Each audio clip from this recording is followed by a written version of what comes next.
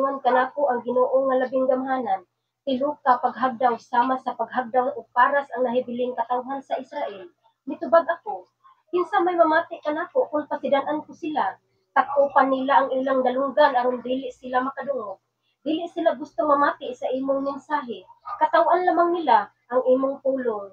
O Ginoo, ang imong kasuko kanila gibati ko usab, ug dili na ako makapugong. Unya miingon kanako ang Ginoo, ibubo ang akong kasuko diha sa kabataan nga anaa sa kadalanan ug sa mga tigom sa mga batan-ong lalaki. Pamihagon ang mga bana ug mga asawa ug bisan gani ang mga tigulang. Ang ilang mga balay ihatag ngadto sa lain. Ingon man ang ilang mga uma ug mga asawa, silutan ko ang katawhan ni ining nasura.